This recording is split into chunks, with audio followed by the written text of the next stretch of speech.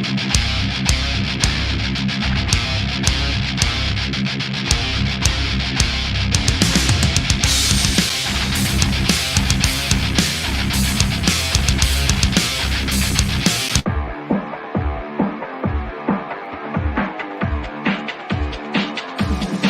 is the 17th season of Bass Talk Live with your hosts, Mark Jeffries and Matt Pangrat.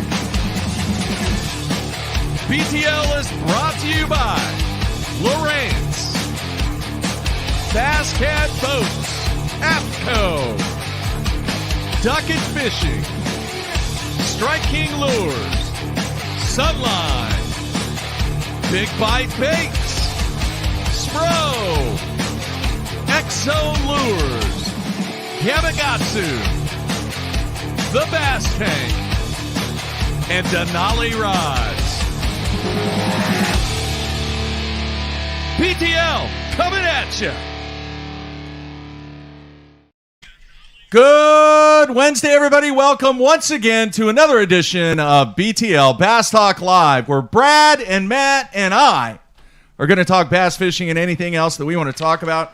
Yes, he is back in studio. It's been a while, Bradley, but thanks for coming in, man. You bet, dude. You bet.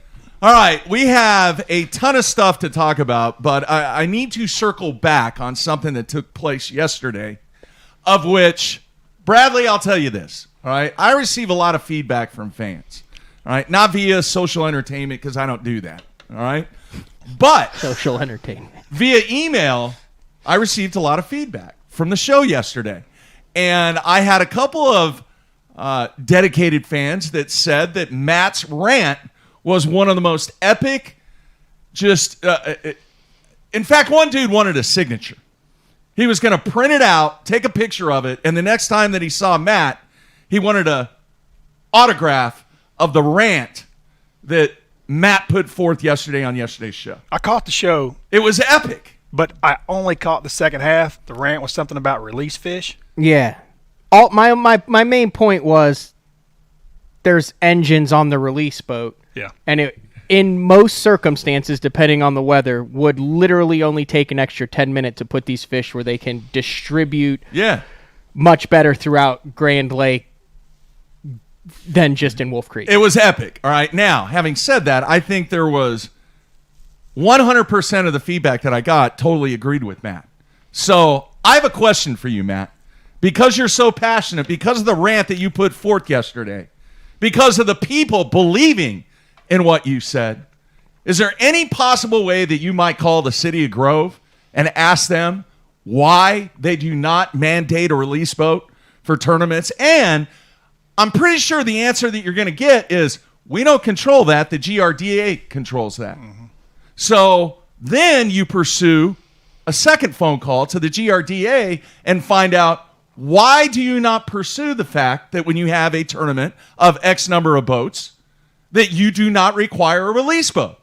They might. You don't think they do? Well, that's that would what be I'm interesting. Well, you should research that. Yeah. And find out and report back to us, because I agree 100%, and I think the fans all agree with you. This is a bad example at Grand, because Grand is the one that does do a whole lot. GRDA runs trailers there, and they literally put them in the trailer, not on a boat, with oxygen and water, and they take them and distribute them to different parts of the lake. Now, if a tournament organization comes in and they themselves, such as Bassmaster, have release boats, then they will or let the them U.S. distribute Open the fish. or But there are trailers there that GRDA owns with water in them, and they are there all the time. I mean, that facility that they built is built for that trailer to sit there, and they put fish in it, and then they take them to Horse Creek. They take them off the point of Shangri-La. Mm-hmm. There's many distribution points on Grand Lake. The GRDA spreads those fish out. But I think the fans want to know a little bit more. We have a lot of listeners here in Oklahoma. That would be a great thing for you to do a little research on and find out really what the status is and why tournament organizations do that. Why the GRDA is, I don't want to say allowing, but looking past maybe, or not monitoring the severity of this situation that you described yesterday. Maybe the city doesn't even know. Maybe the city doesn't even know about it. Yeah, I'm just talking about the independent organizations that go and they dump them all in the mouth of wolf, or just at another deal like right there. Well, that's like, what I'm saying. That's as not far as driving those release boats, I mean, they're all the ones that I've ever seen in my entire life are pontoon boats. Yeah. And you guys have driven enough boats. If you can imagine filling one of those things up with 1,000 gallons of water, I'm sure it's brutal. It's not the best vessel to be going long distances with. Yeah. Any kind of wave action or anything, I mean, it can become pretty dangerous. So, I mean, it's basically let's just get them to the center of the lake and drop them. Yeah. Yeah. So I just think that's something, obviously, with the passion that you spoke about on yesterday's show, that's something that you might want to take a look into and see if there's anything that you can do. You know, one voice sometimes turns into hundreds. But to at least pose the question to the organizations that are responsible for that outlet. Here's what I would just be interested. The organizations are responsible. Is there a system for where they release the fish, or is it just kind of where they feel like releasing them that day? That would be cool to find out. Would you not agree? Yeah. We watched the release boat at the James River. Remember? Oh, that was crazy. It came right in front of our camper. camper. Day 2, of course, after we were all eliminated from it, literally dropped them in front of our it was a camper. Yeah. Yeah. In front of our camper. Anyway, yeah, I agree. Check it out. Check it out and see. I got a gift for you, Mark, that I've been meaning to give you. Is it a discount card at Fur's Cafeteria or IHOP or Denny's it's actually, or something like that? It's actually a 1-year subscription to Reader's Digest. No, 60 minutes. Full last 20 years been up. There was a BTL listener who was at Smith Lake. And it actually lifted my spirits because he was there on day 2 because I had a good day 1 and I only had 1 fish. But, you know, he checked in. He had a BTL shirt on. He also had a foreign exchange student with him. I think he said it was his 8th foreign exchange student, and he teaches them all how to fish. Teaches them all how to fish. And I believe he said he was from like Croatia or something. That this kid was all into bass fishing now. Croatia? I think this gentleman's name was Joe. I had just really sucked and was trying to get the boat on the trailer and things. But he said, hey, I have a couple of gifts for you and Mark. Okay. And this was the gift that he had us. He had a pair of high quality case knives. Okay. You know, this is going to come in handy. You know why? Because the last knife that I had, do you know a knife is really important when it comes to bowling? No. Very important. All right. And the last one that I had, I lost. I don't know what happened to it. Because what you do is you take the blade out. What is the deal, man? People are going to look at me and go, oh, sabers yesterday, knives today. He pulled out the saber. Where are those sabers anyway? No, but what you do is when your thumb reduces inside during the day, you have to take a piece of tape. And what you do is you put the piece of tape on the knife blade and put it down in the hole to where you can get it in position perfectly. And that's what you have to use. You have to use a knife. Some people are, you know, they take a pencil, but a pencil doesn't really work. A knife is what you need. So this could not come at a better time because I lost my last knife I had. And I got a quality one, too. Just one bigger blade. I actually use it to help open up a couch for the girlfriend's grandpa. You know, wait a minute. He said, couch? Yeah, well, came in this big giant cardboard box. I said, hold on, let me get my pocket knife. Thank you. And I whipped that thing out. And so anyway, dude, listen, this is great timing. I'm going to just be honest. If it wasn't Joe who gave this to me, send me a message. I would like to send you a thank you note. I really appreciate it. But just did the whole mix of the thing. I got in the truck and I was like, oh, I can't remember what his name was. Super nice dude who came by. So awesome. I now carry it with me at all times, and I feel like I'm more well prepared. Well, as soon as the show's over, I'm going to walk over to my bag and I'm going to put this in my bag. There's a couple different blades on that one too. I am not going to lose this one. All right. Case knife. For one, it's. Do you carry pocket knife, Hallman? Oh, yeah, for years. I've always carried one. Oh, look at this blade. This blade is perfect. Yeah. That is the perfect blade. Really? To do what I need, where you put the piece of tape on there. I just figured you seem like a pocket knife type of guy. Yeah. That's I've awesome. one for years. You know, once they came out with those ones that clipped on your pocket, I became addicted to those. But now I just carry a small like the cell phone clip?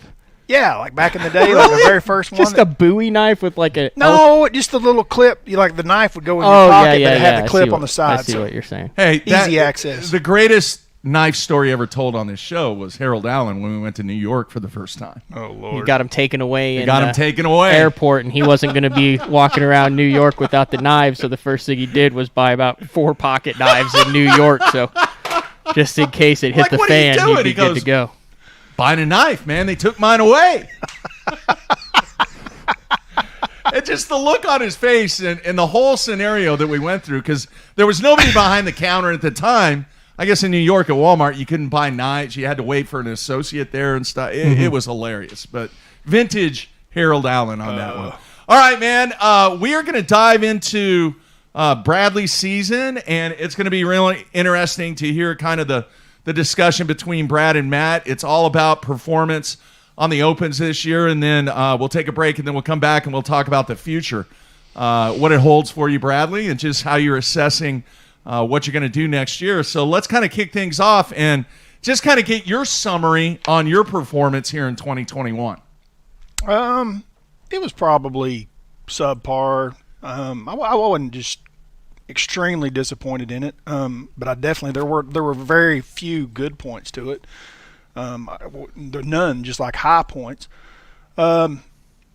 Somewhere through the middle of the year, it started off with Florida. You know, we were down there, and I made the same mistake that Pangrak did, and part of that probably was us being in the same house and visiting some. But I told them after that event, and I mean this, you will never see me in the lock going to Griffin on the Harris chain ever again. If you do, someone please just hand me the gun, and I will go ahead and finish myself, because I am not going back up there. All right, you got that, Matt? You got that under control? Make sure that doesn't happen. I don't care if everybody in the check line is going to Griffin. I will not go. That's just for me personally. So that started off the season on the wrong foot. But that wasn't a big a deal. I mean, I know that Upshaw started 2019 or 2020 the same way, and I really kind of gave him a pep talk, and then by the end of the year he was back in the AOY. So like, it is recoverable. Where did we go? Oh, we had the event canceled that was supposed to be next to Smith. Yeah, rescheduled. And then went to Douglas. So he finished 145th at the Harris chain, and then had two really good back-to-backs, a 35th at Douglas and a 26th at Pickwick. Right.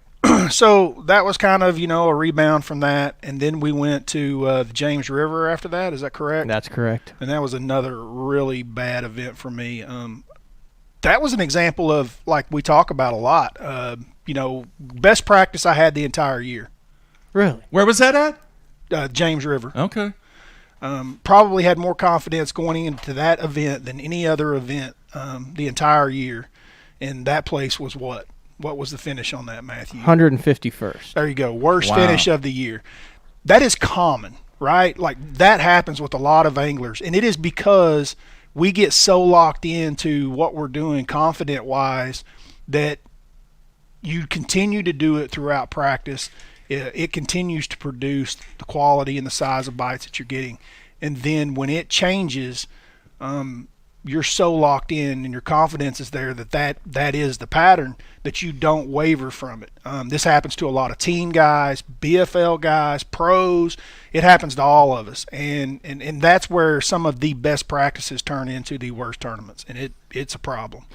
That was an interesting one, because that's the only tournament that I've ever kind of talked with you about and stuff where I was kind of dumbfounded at what I really thought that I had completely missed the boat on that one. Because, we were in the same 5-6 mile stretch of river. But doing totally different things. And I was 100% sure that what I was doing was right. But, Brad, I saw him he did the same. You did the exact same thing. It seemed like the entire tournament. And I was like, I don't know what I'm missing here that you were so all in on. Right. It really spun me out. What was happening was I was flipping those pads. What's the name of that river? Chickahominy. Okay. It was big rod, big line. And what was happening was those pad fields are massive. And those fish were spawning. That's what they were doing. So I wanted to spend every second of practice to waypoint every bite that I got, because they were on beds.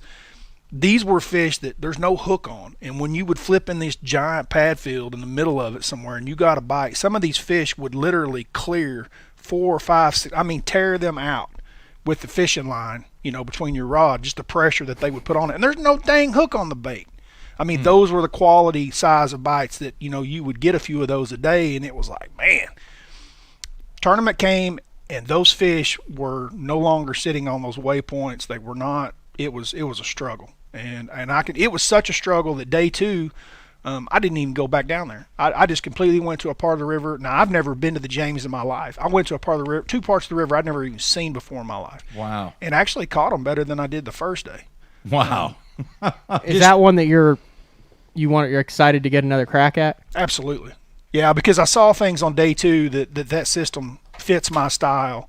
We're going to be there a little earlier. Fish probably are not going to pull off the bed as quick. I think we're there 2 weeks earlier, so there's potential that they will be spawning better.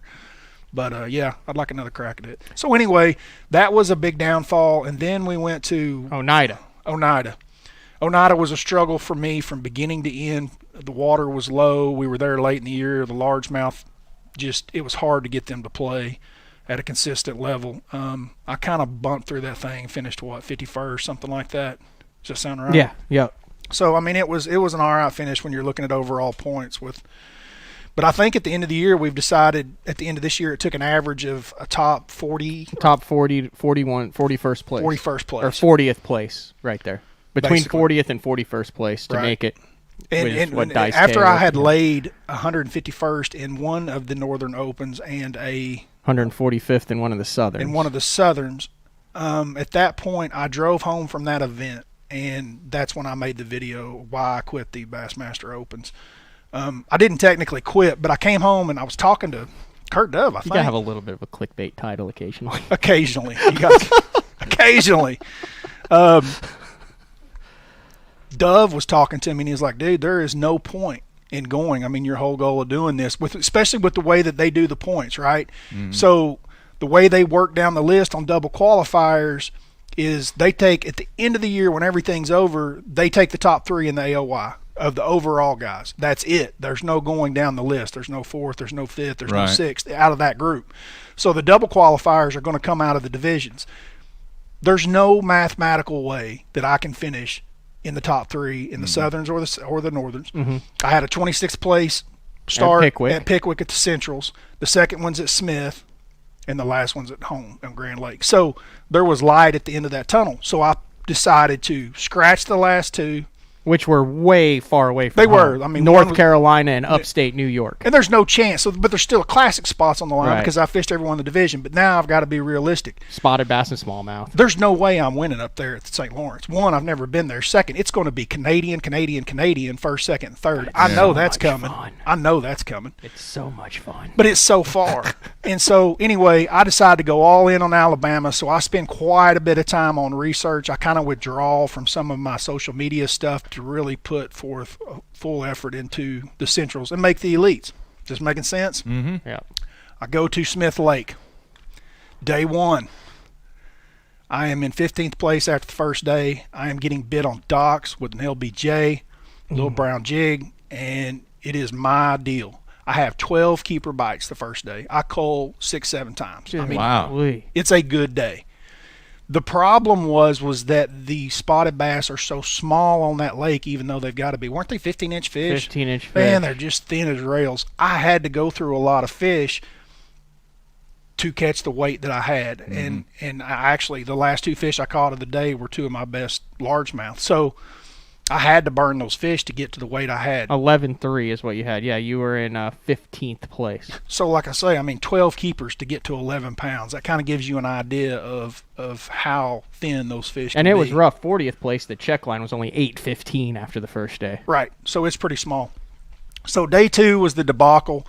Day 2, we have a slight fog delay. I've got, I think I had a short day on day 2. And I start running the pattern. It's bluebird skies, which should have been good for the docks, and I felt good about it. I kept that LBJ locked in all day long. I had 3 keeper bites all day, 2 of them inside of boat stalls with boat lifts. Both of them broke me off on some type of metal. And the other one was a 2.5 pounder that I caught.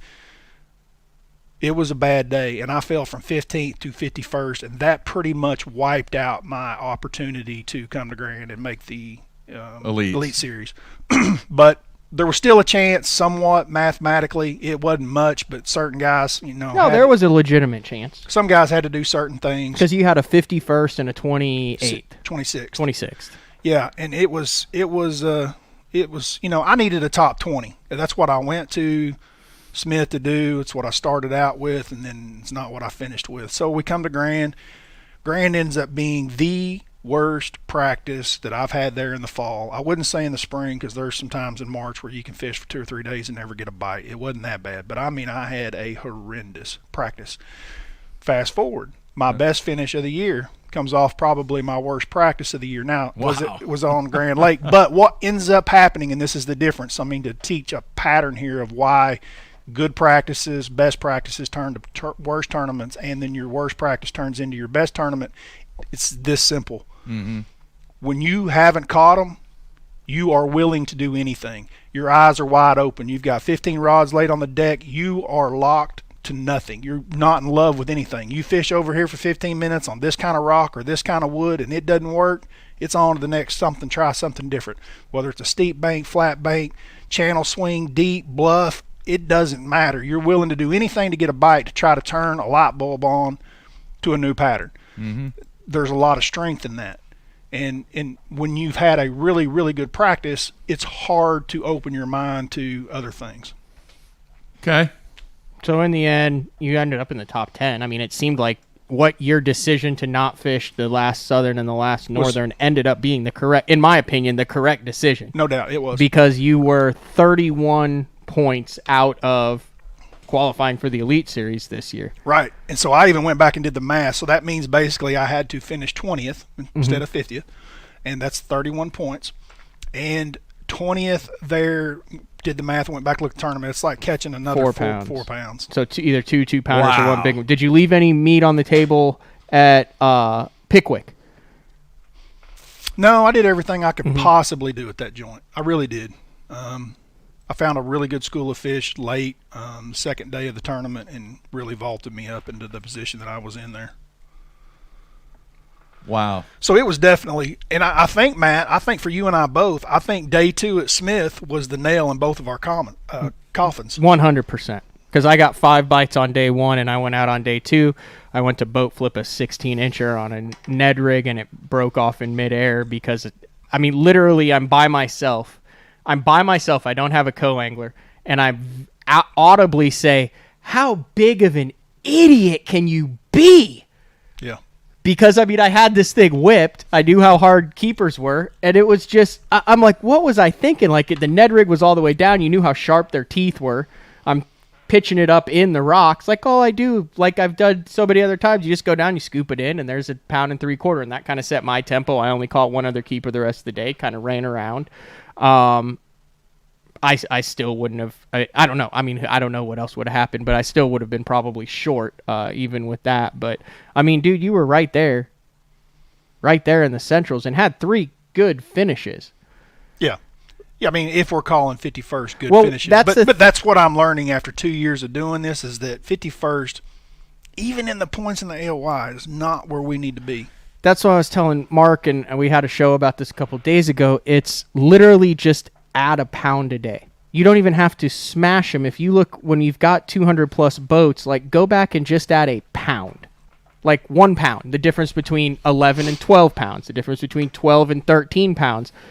A lot of times at the end of the tournament, you're talking 20, 30 spots for 1 pound that you lose either with execution, with sticking with trying to catch a limit too long, with one bad decision, something like. But those guys who have qualified, like, you look at what Porosnik did. Yeah, he won one, but he didn't set the world on fire in a lot of his other events. He averaged a 30th place finish. Mm-hmm. But he was one. Him and Dice K and Massa, they had that extra pound. He finished 40th. That's 10 spots ahead of me in every tournament. This system works for you. I listened to you the other day when you did this analytical breakdown, and I was joking with you on the phone about it yesterday. Like, I have no clue how many 4-pounders, 3-pounders, and what I caught them on. And like, how do you not remember that? It's not that I don't remember. I don't spend the time to sit and go through and go, well, this bait, I caught so many. This is the percentage on this bait, and this is the percentage. I caught 25% of my fish on this bait all year. You don't want to know that? That's Moneyball. Isn't that the whole reason why the A's were good that year? Because someone finally sat down and said, here are the numbers. Here's how we can play it to our advantage. And if I'm sitting there over the course of the year going, boy, I had no idea that this this technique, this bait, this strategy was so relevant to me. Now I know how important it is in my arsenal. Like if you're just going through it, you might be really excelling at something, but it's not sticking out in your head until you put those numbers down and you're going, dude, this is my strength. I need to get better at this, or I was really weak in this. You see what I'm saying? Well, I may have weighed more fish in on a shaky head than I did flipping that big bait up there at the James, but that big bait at the James is how I knocked the damn ball out of the park, not that stupid shaky head. So one of the biggest things that we learned this year, you and I, is that we are totally different fishermen. Yeah, I didn't realize we were that different. Dude, it is night and day. Like, you spend a majority of your time with spinning rod in your hand. This year I did. Okay? The guys that qualify through the AOY over the whole year, especially this year, they are spinning rod guys, including Porosnik. Yeah. So if you look at the way that you guys fish and you go, if I can just add a pound, you are correct. 1 pound ain't helping me, Bubba, because I'm going to have a 100th place finish somewhere. I have to hit the home run ball to catch back up with y'all. Now, point in case, 2 years ago, it wasn't won by a spinning rod guy. Brian New is a power fisherman. He had a 100th place finish and still won the points, but he knocked one out of the damn ballpark as well. Mm-hmm. This is great. And so did Dice K. I mean, he finished 150th in the first one, but then he had a first and a sixth. There you go. And that's what you've got to get done. So if I look at numbers the way you're looking at them and go, well, I caught more on this shaky head, yeah, I mean, it might have got me more bites and got me 12 pounds, but it doesn't put me in that top 10 to be able to win a tournament. But so here's the deal. Which is more stressful?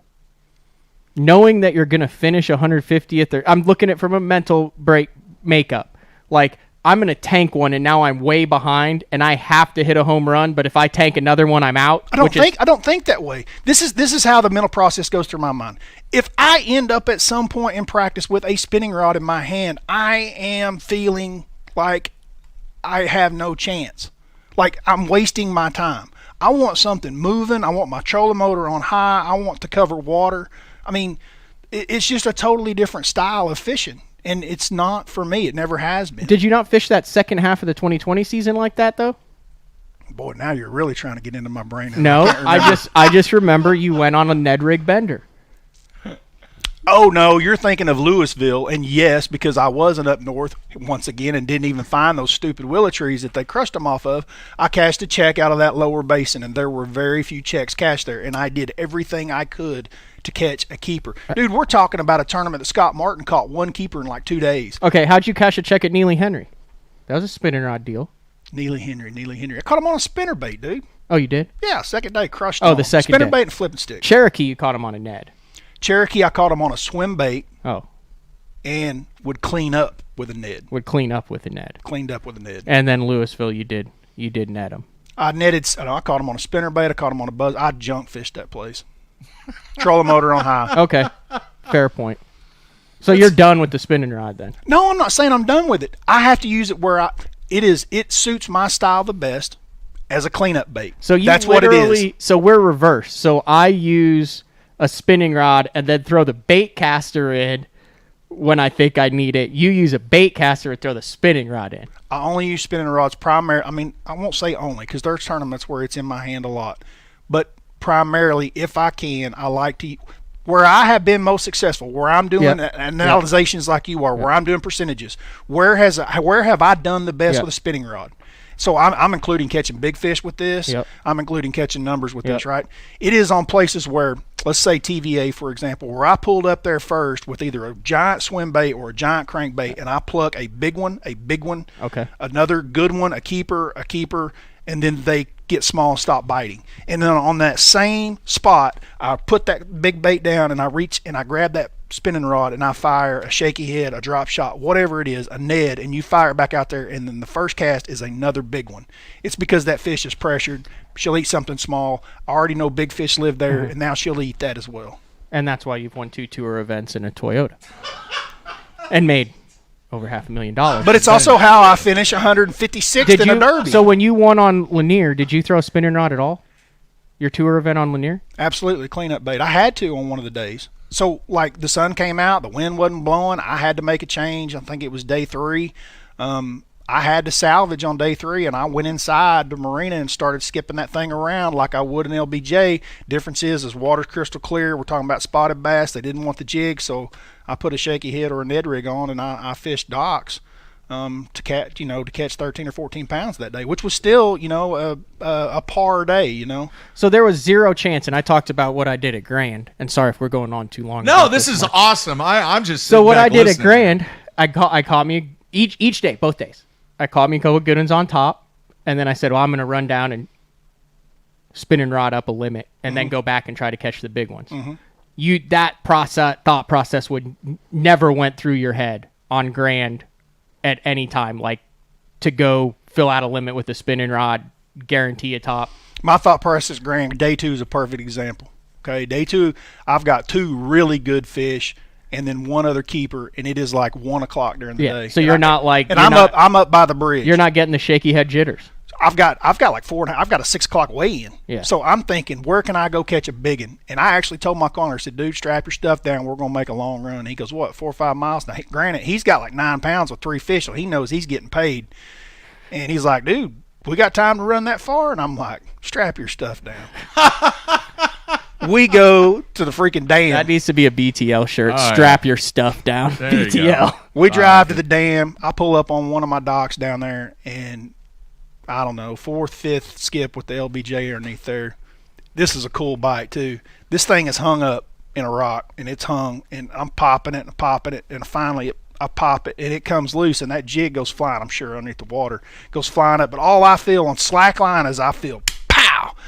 I don't even feel to see if that fish has got it. I mean, I just instantly whack it. As soon as I hit it, I'm like, God, please be a bass. Freaking 5-pounder. And so now, I mean, I'm doing the math in my head. That's like 13 pounds with 4 fish, and I've still got 3.5 hours left to fish. Dude, let's get it on. And I'm like screaming at my car, we got time! We still got time! As I'm holding that fish up. And also at this point, you don't know what guys are doing, and there were some guys who had some rougher first days. So you are... I know that Grand's going to be more stingy on You're day like, 2. dude, I'm still in it to win it. Yeah. To make the Elite Series, to make the top 10. Yeah, because I'm doing the math. I'm to thinking, be on FS1. One more 5-pounder is like 18 pounds. And anyway, so I don't catch. Now, here's the downfall. This is the downfall of not having that mentality. From there on out, I never catch another bass. Now, I'm not saying if I throw a shaky head in the same places that I flip that jig over the next 3.5 hours that I don't get a bite. I may right. catch a keeper that may puts me in. I did not think so. Let's go back to day 2 because this is the other downfall. On day 2 at Smith Lake, I had 3 keeper bites. While I'm driving home, not on the water, not in a 9-hour tournament day, does it ever cross my mind, hey, dude, this is a spotted bass lake, and you are just flipping docks. I mean, if you'd put that jig down and pick up a shaky head, you might get a couple more bites. Never crossed my mind. Now, I think that at Smith, if I make that decision 2 hours into the morning and go, hey, dude, put that thing down for just a little bit and try a shaky head around here in these exact same places you're fishing, I think I probably get what I need to make the elites. Wow. Never thought of it till I was driving home. All right, let's do this. I want to ask you this, Matt, because a great example of the other side, and you tell me if I'm wrong or explain the story, is Pickwick this year. All right, there was a bite out on the ledges, and you wanted no part of it because you didn't feel comfortable doing it, and you didn't really have a whole lot of confidence in it. So, bam, you adjusted your game to your strengths, correct? Yeah. If I can't visualize, this is what I figured out this year. If I can't lay in bed at night before the tournament and visualize how I'm going to get a solid limit, I can't go do it. I can't go do it on hope. And and after spending that time on Pickwick, I couldn't visualize that. Yeah, but how long did you do it, though? How long did you do it? A day and a half. Let me get in the middle of this because I had a lot to do with what he ended up doing at Pickwick. That's why I wanted to bring it up. He called me, and we're probably in day 2 of practice. I'm looking for something that I feel comfortable with, that I can catch a limit. I'm not on a Brad Hallman pattern where I'm like, how do I crack 20 The ledge pounds? bite's decent, and I'm getting bit. And I'm talking to Matt, and I'm trying to explain to him the kind of stuff that we're on. He puts me in the same area. We're 2 miles apart, fishing the same bait. he is complicating it in his head what he's trying to do. And so I try to dumb it down. I'm just like, dude, just put your boat in the ditch and throw up on top of this table. I don't care what you throw. And he's concerned about the exact color of the bait, what bait is it. I'm like, dude, none of that stuff matters. Just go down the ledge until you get a bite. Like, throw this bait right here. And so he does it for a little while, and he calls me. He's like, I haven't had any bites. He just completely spins out. And so I go talk to him, and I'm like, hey, dude, you need to calm down. That night, I think, where I stopped and talked to you, by the way, just as an off note, right where you and I stopped and talked, within a quarter of a mile where you and I sit is where I found that big school on day 2 of that tournament. Yeah, because it had the best tabletops. You were right there. Yeah. But anyway, so I knew that he was like out on the TVA deal. He wasn't going to get his head wrapped around it. And I said, hey, dude, have you thought about going to Bay Springs? No, it was at night we were cooking. I know. I said at night. And he was like, what's Bay Springs? And I'm like, dude, there's another lake south of here in Mississippi, I think. Yeah, you're like, back when it was tough, it used to play. Back when it was tough, it used to play. 2000s. That was guys going out when we went out of the other end of the lake. So you had to run the entire length of Pickwick and then go to Bay Springs. Right. But you said one keyword. Spotted bass. I said it's got spotted bass in it. So we pull up the Wednesday nighters or whatever they have over at Bay Springs on their Facebook page. Yeah. Yeah, they are crushing on them, dude. Big bags. So Panger's like, I'm going down there, man. Like, I didn't even know that place existed. But I didn't go down the next day. I went back on the ledges on Tuesday. Morning. And Tuesday. Then you pull the plug. Yeah, I pulled the plug and ran down there, got a Mississippi license at 4 p.m. on Tuesday. He's calling me going, after he's been down there for a while, he's like, Hallman, thank you so much. Like, I have confidence. This is what I'm going to do. But that's what he's good at. He's doing what he's good at. Because I was able to run down to Bay Springs, and because it took the TVA, the current, and the grass out of the equation, I was able to look at that. Like, we had no clue what was down there. Didn't have any idea what it looked like. I was able to look at Bay Springs and go, I feel comfortable fishing that, and that. And that's all I needed. I caught two or three fish in practice down there. One of them was a big one, but that was it. But I was comfortable down there. Just like Hallman is comfortable doing what he was doing. And I knew it wasn't a winning pattern. I thought I could catch a check. Coming from other parts of the country, TVA is not something that you just instantly understand. It takes a little while to get your head wrapped around it. Yeah. But the first time that you see the light on that deal, dude, you will never back off of it again. It is good stuff. All right, let's do this. Let's anyway, to wrap it up. Well, I wanted to. Are we going to keep going? No, I need to take a break, dude. Okay. Were we done with this talk, or are we going to continue it when we come back? Well, no, we're going to talk about the future when we come back. So you have something else to add? I just want to wrap it up, put a bow on it, and say we're both trying to find our comfort zones. Absolutely. Brad's is just more conducive to bombing and winning. Mine is just more conducive to dinking and dunking, being close to success. Say it. Dinking and dunking. Is it dink and dunk or dinkin' and dunkin'? Dink and dunk. I don't know. Either one. It's a T-shirt we need to get made. Done deal. All right, we're going to take a break, talk about the future with these two guys. Everybody stay tuned. We'll be right back.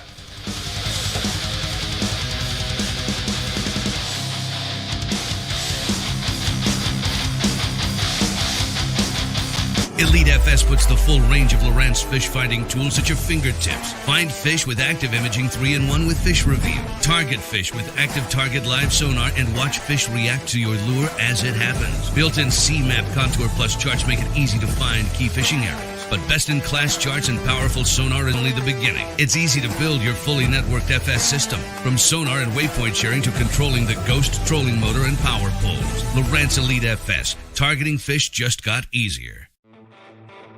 Basscat's legendary 20-foot platform has been paired with angler-approved accessories for 2021. Puma FTD features the proven hull used by many of the top names in bass fishing today, backed by a transferable lifetime warranty. The Puma FTD boasts a full team deck concept which enhances efficiency for you and your tournament partners. Turnkey tournament-winning performance. The Puma FTD SP from Basscat. So, you're looking to buy fishing electronics, huh? Are you also looking for true experts to help guide you through it? Well, at the Bass Tank, you've come to the right place. We are live forward-facing sonar pioneers with thousands of hours spent learning through winning trophies, cashing checks, and just having fun. Whatever brand you need, we have it. We offer free shipping, and we have 2 financing options available. Our experts are here to help you. Call us today or visit thebasstank.com. Preparation is key to success. And that preparation starts well before you ever hit the water. You're only as strong as your connection to the fish, and your line is that critical connection. Confidence in your line every minute of every day on the water is a necessity, and failure, it's not an option. Sunline makes the fluorocarbon, nylon, and braided lines to give you the strength to guarantee your confidence. There's one. You know what works. Now you need a bunch of them so you don't run out on your next fishing trip. The Big Bite Pro Packs feature 25 baits per pack at a price far below that of having to buy 5 packs of regular baits. Now the Pro Pack has a big brother, the Mega Pack. The Mega Pack features 100 of your favorite baits. With these, one bag is usually plenty to get through the day. It helps me stay organized, helps me save money, helps me catch more fish. All of us on the Pro Tournament Trail use Gamakatsu hooks. Why? Because they are absolutely the best. It's not about how many bites you get. It's how many you put in the boat. Gamakatsu makes hooks for every fishing style. We didn't come this far to lose fish. Did you? For more information, visit gamakatsu.com.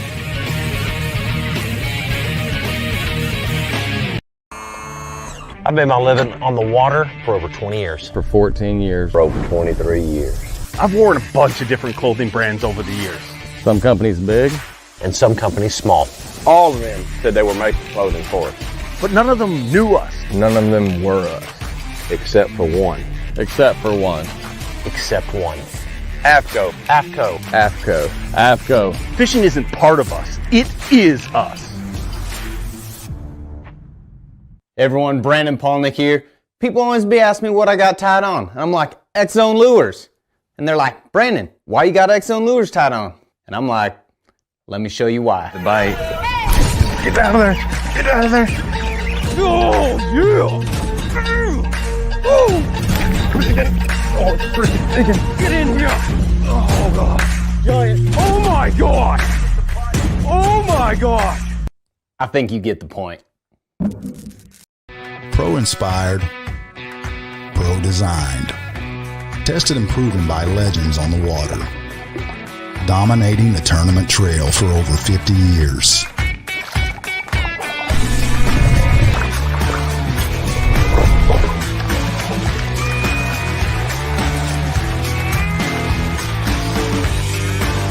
Everything you need, one legendary brand. Strike King. Everybody loves to chase bass on the water.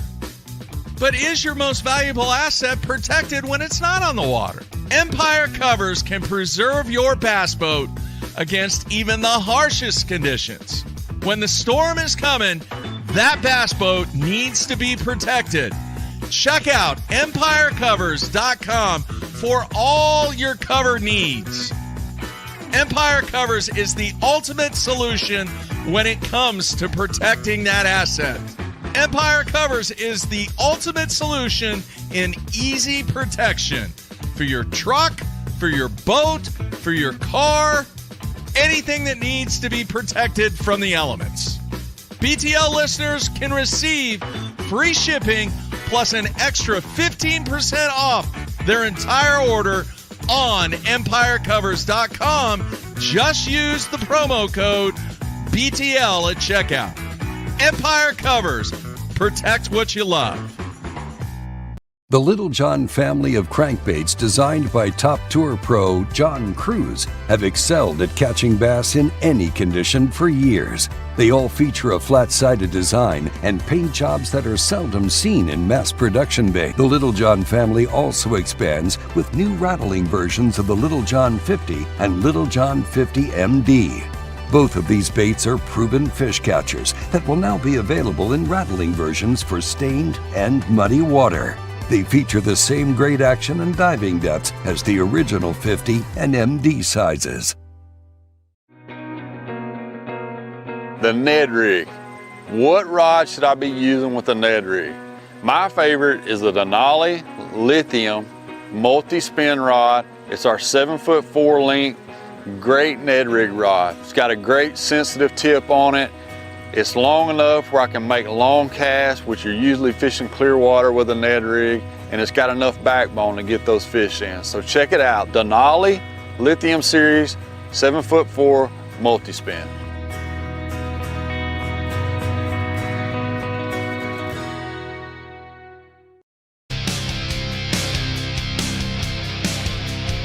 All right, we are back here on a Wednesday. One break today. I tried to get them all in there. See, Todd Faircloth uses a spinning rod for his Ned Rig. I was just thinking about that, and he's a power fisherman 185,000%. Maybe that's his secret weapon, how he's won all those tournaments. Come on.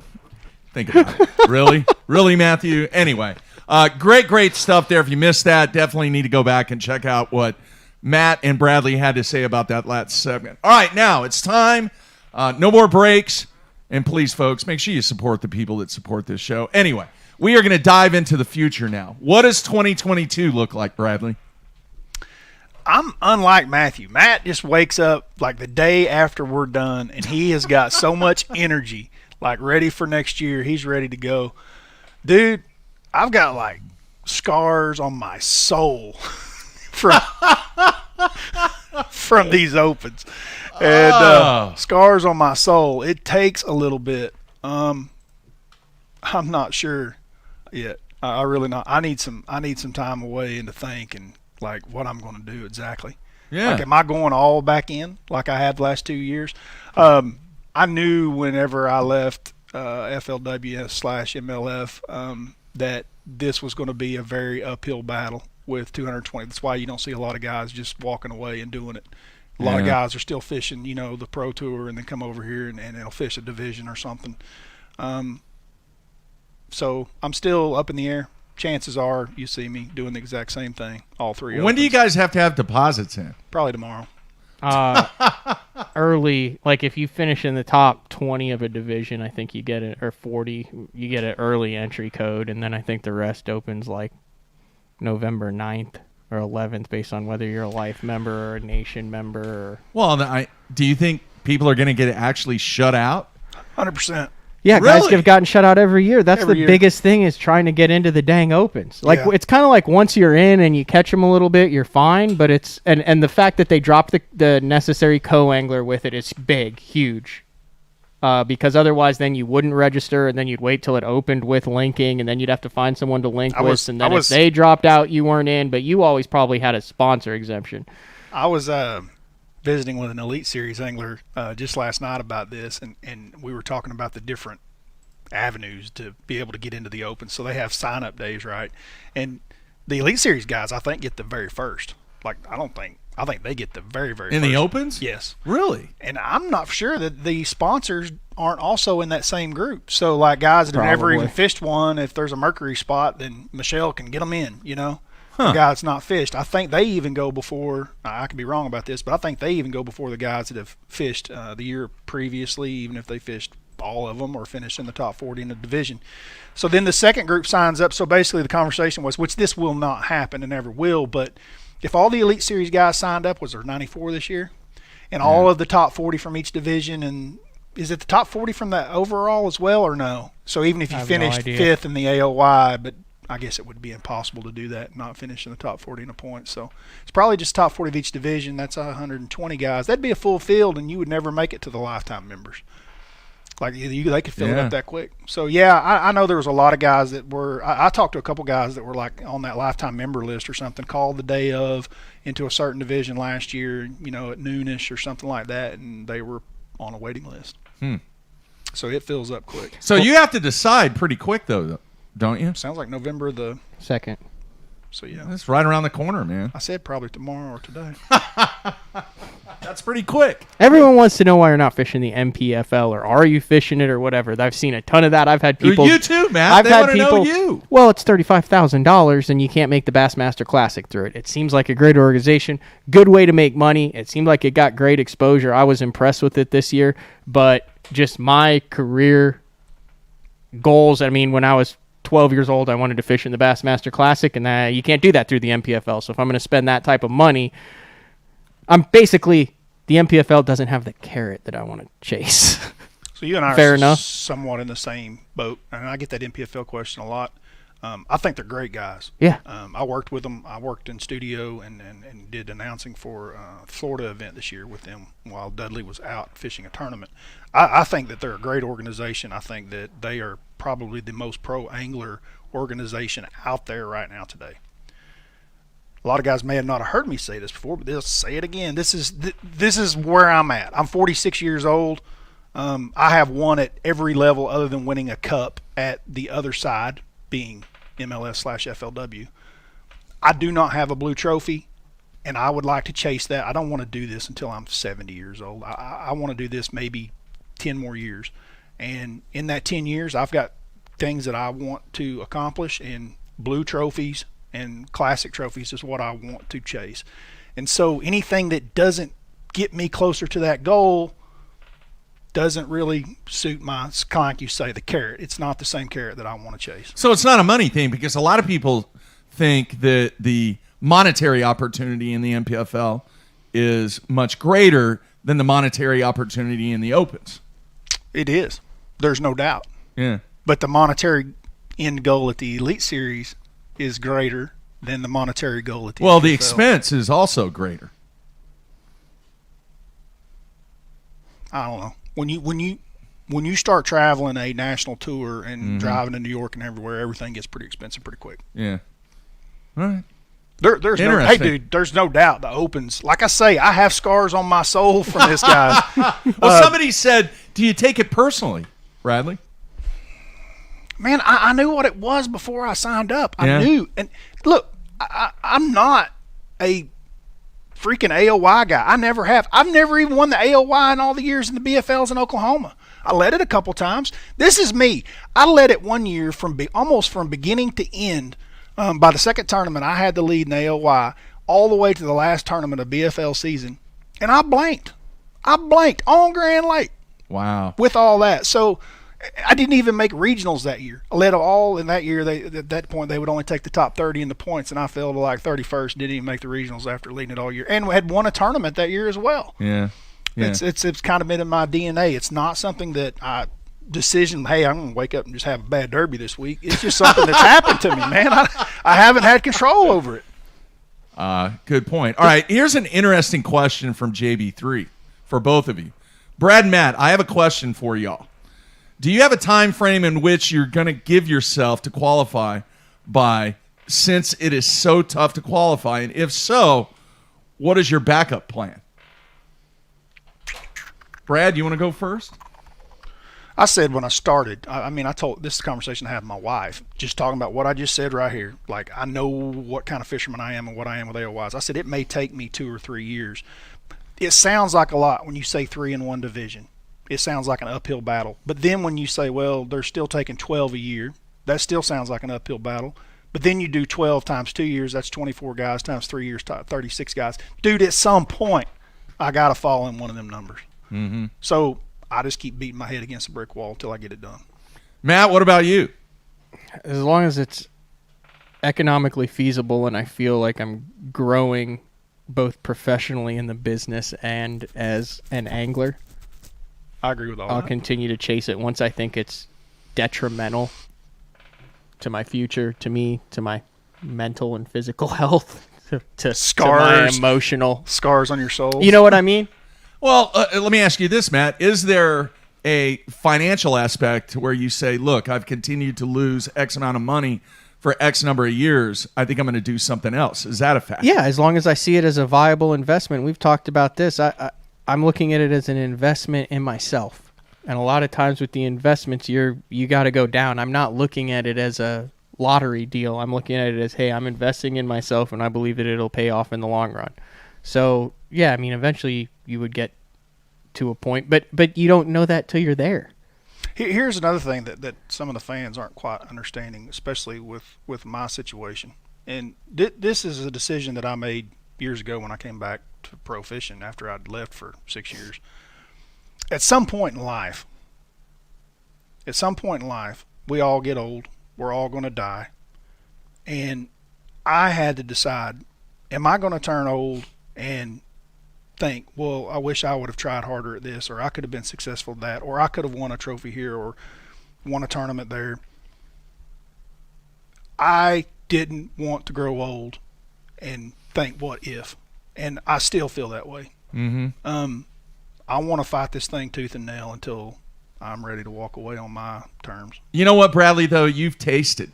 You've tasted success. Obviously, with the wins that you have, you've been on the Elite Series. I mean, you know what it's like to get that taste in your mouth. It's more than just dipping your toe in the pool. You've swam in the pool for a number of years. It's how I want to spend my life, man. I want to be, and it's not just the tournaments, dude. It's not just about the tournaments, guys. It's the people that we spend our lives with, whether it's guys that we work with in advertising, or it's working a classic show or whatever. I mean, bait designing. I mean, all these things are things that I want to be involved in my life, and I want to surround myself with those people. It's how I want to spend my life. And so when I'm old and looking back, this is how I want to do it. And so, you know, I've done everything up to this point in my life to be able to make that possible. Does that make sense? Absolutely. All right, it's a great take on the whole deal. So, you know, how are you going to let the fans? I think everybody out there, it's not an inaccurate thought to say, all right, Bradley's going to be back next year and he's going to fish in all 9. If that is the case, how do you think the schedule sets up for you? I like the schedule. I like the schedule. There is one giant complaint I have about the schedule, but I like the schedule overall. I like it better than this year. Second tournament in the Centrals. Dude, that Red River is horrendous. I mean, no, this is not a joke. No, I know. It is terrible. It's terrible. Your wheelhouse, though. It's terrible that That's it's on you. there. That's your style. Dude, it's not a style. That thing is going to be won by one of you locals. Want to hit me up and tell me which creek to go in and chainsaw the day before the tournament or the day before off limits. I mean, that's what this thing's going to be, Now you're dude. being influenced by Todd Castledyne's rant. Nope. That's what it's going to be. It's going to be some guy in a little bitty aluminum boat that's the minimal that you can get into, something that nobody else can get into. I mean, that's what that place is going to be. I'm just planning on drop shotting, dude. It's not that it's a river. I love rivers. You're just going to drop That's what shot. you're good at, Nat. Yeah. We talked about that. We've I'm covered gonna that. drop shot main river current breaks. And you'll get beat by the guy that has the chainsaw on their little aluminum boat. That's fine. It's all about the points, I'll man. lose the battle and win the war. I know. I'm probably going to be out there with and a drop have shot. a lower unit. I'm probably going to be out there with a drop shot with you. No BS. You're not going to be out there. I won't with have a drop choice. shot. Yeah, you will. No, I won't. Why won't you jump that thing back there with a BFE and 20-pound string and catch them on a frog and a BFE, and someone's going to come back and you're going to be like, see this pond, my pond. Turn around, stump, jump your way out of here, Joe. You can't get there with a fiberglass. Not going to happen. You can't get to where you need to get to.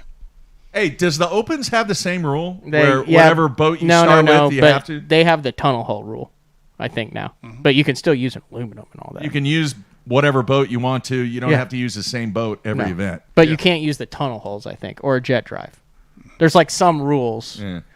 But yeah, you can switch it up. Anyway, it's not just that. It's the fact that place is silted in. It's dead. Like there's not any fish left in that place. It's really a poor place to be right now. And I've been there many times, and I used to like the Red River. I really did. But it's 225 boats on that. It's not back when pow. Yeah. It's not the Red River of 2012. Pow. Yeah. Skeet Reese with the spinnerbait. Remember that? Yeah, where he caught those fish. Yeah. It's all dry land or silted so bad you can't get to it anymore. Wow. That was 2009. Yeah, that was fun to watch. Yeah. Next to the Bobo hole, right? Yeah. So that place there is nothing dam-wise between Texoma and that Pool 5 dam. Mm-hmm. So every time it floods, all that water and mud and dirt comes down that river, and it silts and silts and silts. So all those backwaters have silted. I mean, extremely. Hey, Clark's, the first time I went there, Clark's Marina was at the bottom end of 5. It was a booming place. He had hotels. He had campers you could rent, cabins you could rent. He had a full-time restaurant that was open from morning to evening. You could pull up to the dock in the afternoon and go inside and have lunch, a burger. Yeah, you can't get there anymore. Wow. Just Because running? it's silted in? Yeah, silted in.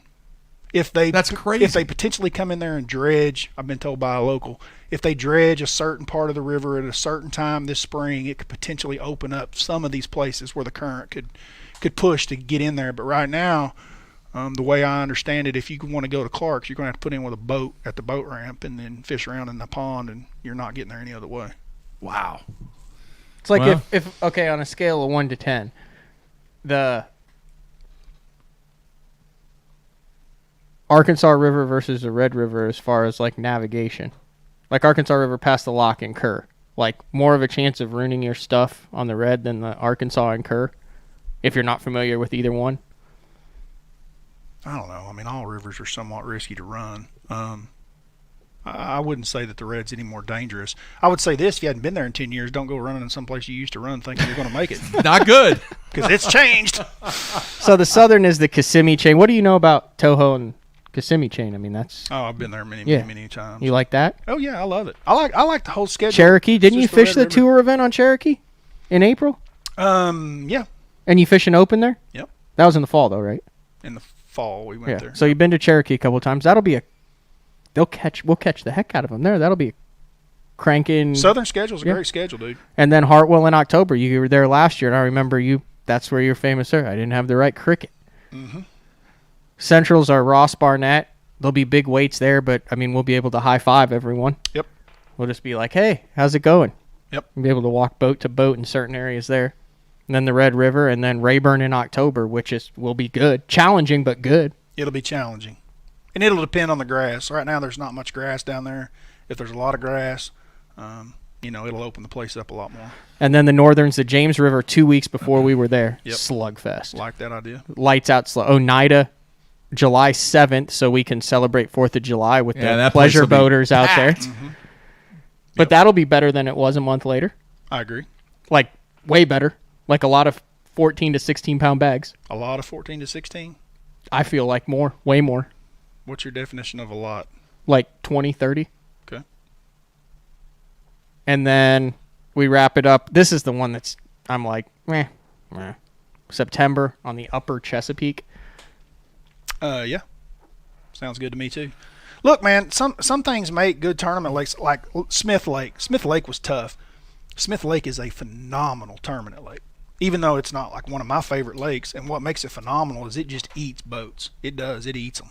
You know what I mean? Everybody scatters out, lots of places to go. Yeah. Did you ever, so this is another question you get. Did you ever get into it this year? Did you ever fish places where you were like, man, this place is really crowded. I wasn't able to fish this. There were boats there. Because in all 9, I feel like there were some spots where I was fishing around other guys, but in the vast majority of it, I never was like, man, I want to start here, and I get there, and I'm like, crap, someone's starting here. Like, I never had any of that. Boats everywhere, Oneida's a little fishing tough. behind people. Oneida's a little tough. I like Oneida a lot, but Oneida can be a little tough. The James River fished pretty small at times. I like the James, but it did fish small. Where else did we go? I love the Harris chain. It's good. I guess, down in Florida, but I was expecting that. Yeah. But other than that, I thought it fished. I was shocked. Dude, I love the schedule. I just think the Red River's a tough one. All right, real quick, I want to throw this up from Jim.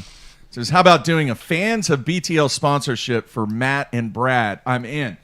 Seriously, this is how you can support Matt, and we'll get Brad hooked up on this too, is the clothing stuff that Matt has been doing. The vast majority of the revenue that's generated from the sales of the clothing goes toward Matt's expenses on the opens. And he does get the vast majority of the revenue. Obviously, he has to pay for, the cost of the clothing. But the more clothing that you order, or whatever the article is, hats, koozies, I don't know what else we're going to have. But the more stuff that you can buy when we have this BTL stuff, and we'll get some stuff hooked up with Brad and try and get that worked out. That's how you can get something that's really cool and help the cause of Brad and Matt trying to make this happen in 2022. Does that sound good, guys? Awesome. Yep. Yeah. So, good point. All right, dude, we're kind of tight on time, but I have to ask, and some people might get mad at me for asking this. I don't care. I know a lot of people, and I have a lot of friends. I have a lot of alumni friends that went to the University of Oklahoma. All 3 of us were involved with the University of Oklahoma. Dude, What is going on? Is that the worst 8-0 team that you've ever seen in college football? We don't have enough time on here for me to go off on this. There's lots of Cliff Note radio announcers, sports announcers across the United States here locally. Anybody y'all that are college football fans and wondering about the Sooners, I am telling y'all, it is smoke and mirrors. We have played I think our schedule ranking, which a lot of times we take slack on, which I don't agree with a lot of times. Yeah. But this year I 100% agree with. Up to this point, I think we've got like the 123rd easiest schedule of anybody that's played college football. Yeah. And we have barely won most games. Were you out of your mind on last Saturday? I had to especially after the first half? I had to turn it off and walk away because I just could not believe how bad. Dude, it's so bad. It's so bad. Yeah. You know, and I think we're seeing the glimpses of who we really are, not the man. Riley he puts icing on it after every game in his press conferences, and I just can't. Oh my gosh! And then people are like, "Well, we're 8-0," and I'm like, "I get it, but we're not going to be undefeated here in about a few weeks." So we've got 4 games coming up. There's no way we get through there. I would be surprised if we make it to the Big 12 championship, and what? Probably. Me too. Look, but I was thinking this this morning though. I was thinking this morning. If you're an Oklahoma State fan, or if you are an Iowa State fan, you should be expecting the opportunity to win your very first Big 12 championship this year. I agree. Because the gates are wide open. I agree. All right, a couple other bits of news that came down yesterday. You guys are going to have a new director, and then somebody got a VP position. What are your thoughts on that, Bradley? Dude, I'm excited about it. I've got a lot of respect for Chris. He and I talked earlier this year. I saw him with his glasses on during the tournament, and I kind of got tickled because I remember fishing a long time ago with Chris when he had just started. I actually thought it was his first tournament, but he told me it wasn't. It was the year before that. And but I remember him when he was taking a lot of learning lumps. You know what I mean? Like, it was, you could tell he was geared up every event, like at the meeting and stuff. He was going through a lot. He had a lot going through his mind. And to see him now where he's just so laid back, been there, done that 100 times, and, you know, just solid dude and solid tournament director. And, man, I couldn't be more happy for him. Matt, what are your thoughts? Well, I'll just put in a little context here. So Chris Bose, who's the Bassmaster Opens tournament director, was just recently announced on October 25th, so 2 days ago, that he was promoted to the new Bassmaster Vice President of Tournaments role. Obviously, with Trip Weldon retiring, going into the Bass Fishing Hall of Fame, that opened up some slots this past year on the Elite Series. I believe they used 3 different tournament directors throughout, kind of rotated them through. Yeah. So now we're going to get some solidarity, I guess. So I'll just read the highlights of it. Bose will not only manage the tournament departments, but collaborate across departments as part of Bass executive leadership team. So the way I take this is he's kind of like the dude who's in charge of all the NFL officials, but he's not on the field. Right? Would you agree with that? Mark, is a good assessment. Yeah. So as a result, this is how it's going to switch then. Let's see if it's he started in 2004, so whatever year that would be. As tournament director, blah blah blah. As tournament director, Bass Nation, Team, Kayak, and Youth, John Stewart will continue leading the efforts to grow participation in the grassroots event. And then veteran high school and college series tournament manager Hank Weldon, Tripp's son, will move into tournament director Bassmaster Opens position, while Lisa Talmadge will serve as the tournament director for the Bassmaster Elite Series. So John kind of stays with what he's doing, except he's doing now the Nation, the Team, Kayak, and Youth. Hank's doing the Open Series, and then Lisa, which I think is a great fit for the Bassmaster Elite Series, has been around a long time. A lot of respect from the anglers for Lisa and the job that she has done at Bass. Will be the Elite Series. Okay, Booker, you need to try and get her on the show. And Chris. Yeah. And Trip. Or not Trip. Hank. We've had Hank on a bunch. Yeah. But that's really Jeffrey's Lake Xbox. I already looked at it. I don't know how it Don't ended up show in anything in there. They're all secret. Hey, there was something in there that Matt had not ever seen. He's got the BFEs in there. Yeah.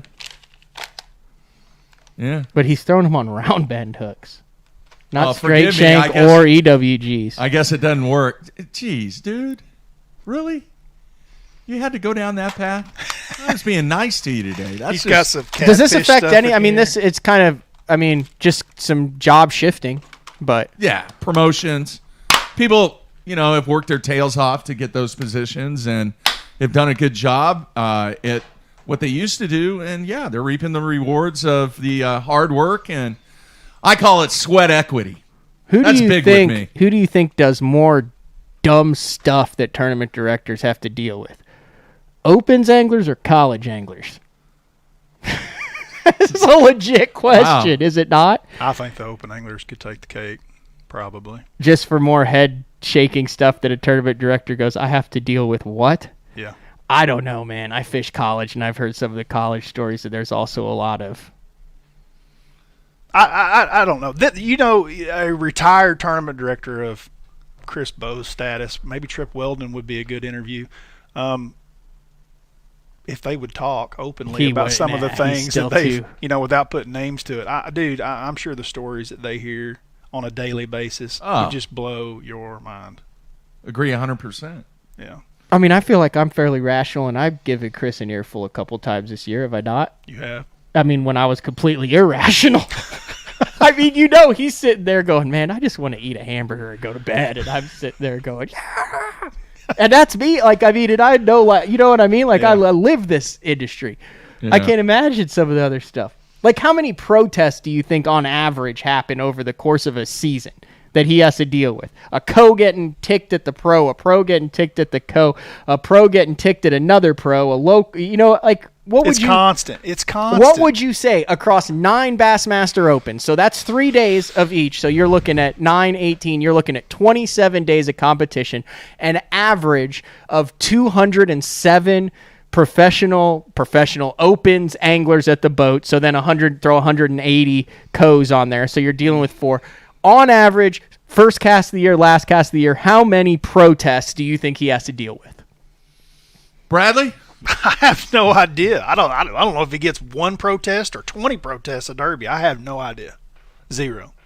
Dude, it's not like something they talk about. Have you ever protested somebody? Never. Has somebody ever protested you? Never. Okay. I don't think the number's that big, Matt. I really don't. Jared Miller protested us the other night at Wednesday night at Thunderbird. For what? He was out on a brush pile that I'm very familiar with. He and his sister, they were leading the points. They went every Wednesday night. I showed up with Daryl McClure, the greatest ever on Thunderbird, just for a little fun, jackpot. And they were there, and I was going down the bank. I didn't want to interrupt them, so Daryl and I just 30 miles an hour. I made a big circle, went way out around all the brush piles and where they were fishing to be nice to them. And we went on down the bank, and when we got in, I said, what's leading and what's big bass? And his sister said, you weren't wearing a life jacket. You're going to be disqualified. And I was like, what?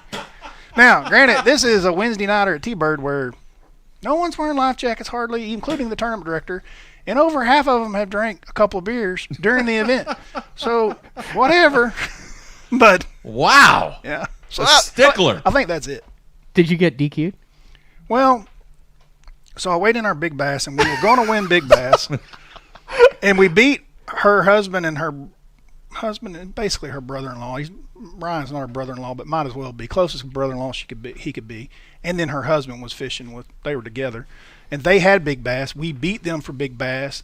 But then someone else came in later and beat us, I guess. It all worked out the So wash. we wouldn't have been in the money anyway. But I think the DQ was coming, yes, the protest.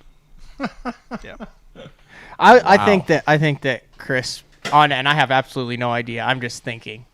And then the stuff you hear through the grapevines, and then I think probably he's got to deal with over 9.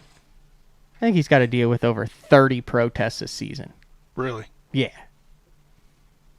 Dude, there's a lot of guys that are on guys that are on unfamiliar bodies of water. There's a lot of no wake zones, bridge rules are different. You have all these marina issues, off-limit stuff. There's a lot of stuff where you've got guys that inadvertently do it, and then other people have to end up protesting. So them. it probably goes to the fisheries that you're on. So Oneida is a perfect example. Yeah, that's a protest. That's just waiting for a protest. So there's lots of really weird rules there, like man-made dugout marinas can't be fished. Back in the day, man, like there was some really weird stuff being decided as that's a man-made dugout. Zell Rowland was DQ'd from an Elite Series event there. I believe it was Zell, and Tripp DQ'd him because he fished and someone protested him. He was in a backwater. Bill Owen, I believe, protested him. He was in a backwater that, quote, quote, he wasn't supposed to be in. If you look at it on Google Earth, it really does look like a natural creek at one time. There's lots of places like that on that lake. Chris is actually from there, Bose. That was his area. That's kind of where he grew up, and so he really understood the nuances of what you could fish and couldn't fish. I actually called him this year because I'd gone back and done some research on what all we couldn't. It's amazing how it's different now with what they determine as, because like there's some marinas that are no longer operating that aren't, it's just a dock or two, and I you can fish those now. It's a little more lax, but man, the first few years, 2006 or 7, when we went up there, man, there were guys losing days over, and it wasn't anything that was on purpose. It was on stuff that it was tough. Yeah. Van Dam got DQ'd at Santee Cooper. Remember the whole... Yeah, that was I was there for that when they all went down for that. Yeah. It was actually a good tournament. You and I were staying together. Yeah. That was actually the biggest bag I ever caught in my life first day of that event. 32 pounds. I think there's got to be twice as many. 2 or 3 or 4 or 5 times as many. You got a field that's twice the size. You got 300 to 400 people in it, as opposed to just guys who are professional, like truly professional Elite Series anglers. I think you got protests flying all over the place on a daily basis. I really do. This is what I've noticed. The more inexperienced fields you have, the more issues kind of come up. And it's not because they're doing it on purpose. They're doing it out of ignorance on certain things. And they just don't know. Like even on Grand, I had a couple people call me and they were like, hey, why we can't run Sailboat Bridge. And I'm like, no, man, Oklahoma state law got to idle all the bridges. Well, there's no wake buoys there. That's correct. Well, yeah, you can run all the other states. You can run through it. There's no wake buoys. Yes. Yeah. So if you're not from the state, if I wasn't from Oklahoma, it would never cross my mind that I couldn't run Sailboat Bridge. 100%. That would just be a no-brainer. No-brainer. You should be able to run it. But in Oklahoma, state law, no running bridges. Chris has announced it. And then guys, I promise you there were guys that ran that bridge in the tournament day. Yeah. Promise you. Well, I remember Charlie Hartley turned himself in on the Arkansas River last year. Did he get penalty box or DQ'd? Yeah, penalty boxed. Chris literally before takeoff said, that bridge right there, do not run it. And then Charlie takes off, and the guy in front of him runs it, and Charlie's all jacked up, and he runs it, and he said he puts it off pad, and he goes, crap, I just ran it. So he turned around, he idled in, and Chris is like, what's wrong? And he's like, I ran the bridge. And Chris is like, all right, just hang out. I think he gave him like a half-hour penalty or something, and he's like, well, who ran it in front of you? Well, Charlie didn't know the boat numbers or anything like that, so that guy ran it and was fine, and Charlie got the penalty box. I think the big thing with protests, the tournament directors have to decide there is whatever the situation is. Have you ever called yourself in? Yeah, another Wednesday night? No, like in a... We won it, and then I had to call tournament directors today and go, hey, I got to give you your money back. We were DQ'd. I had practiced the day before. I thought they'd taken the rule off that you couldn't fish on the day of the tournament. Yeah. Whenever we changed tournament directors. But apparently that hadn't happened years before. I'm talking about like opens, tours, BFLs, anything where you were like, I need to call a tournament director on this. I'm sure.